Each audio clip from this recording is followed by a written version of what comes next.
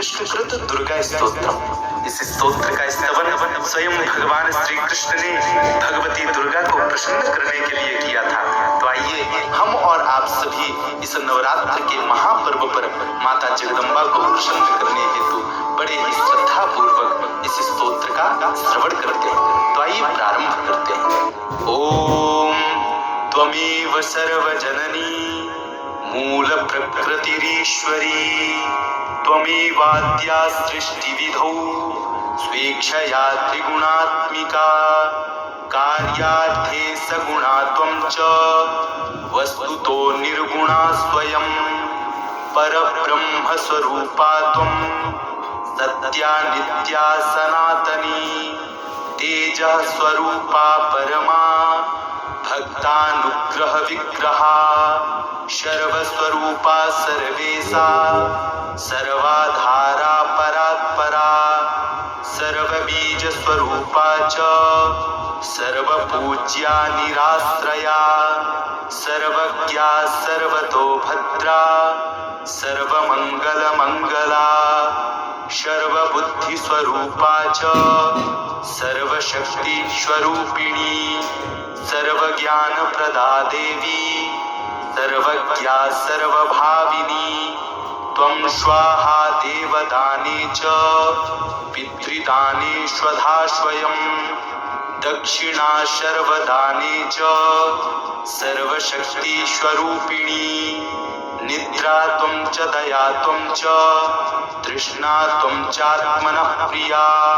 क्षुच्छान्ति शान्तिरीशा च कान्ति सृष्टिश्च शाश्वती श्रद्धा पुष्टि तन्द्रा च लज्जा शोभा दया तथा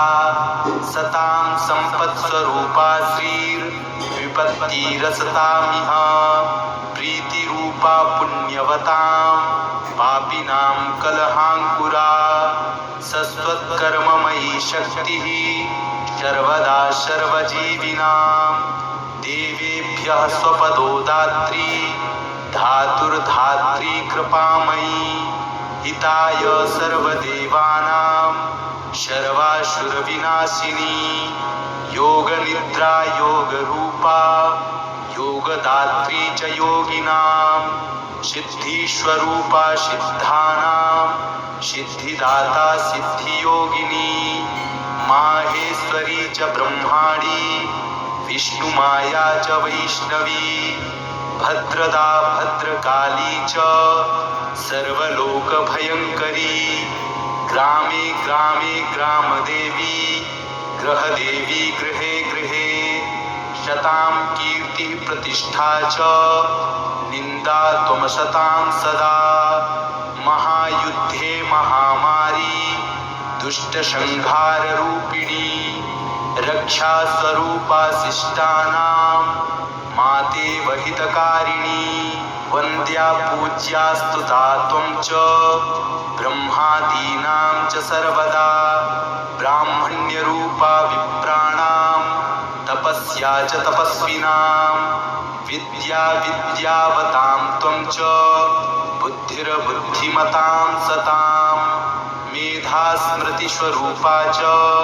प्रतिभा प्रतिभावतां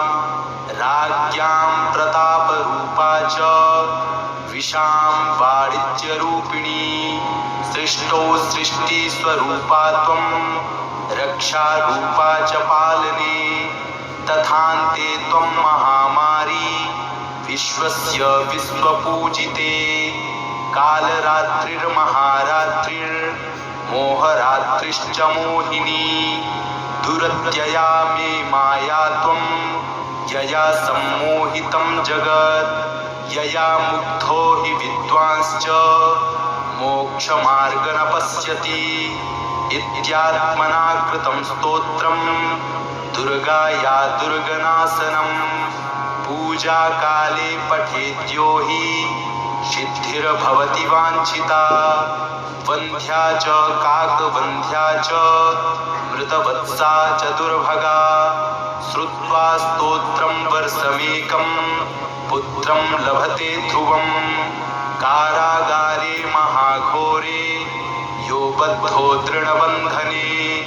श्रुत्वा स्तोत्रं मासमेकं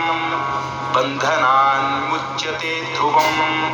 यक्ष्मक्रतो गलत्कुष्ठी महाशूली महाज्वरी श्रुत्वा स्तोत्रं वर्षमेकं सद्यो रोगात् प्रमुच्यते पुत्रभेदे प्रजाभेदे पत्नीभेदे च दुर्गतः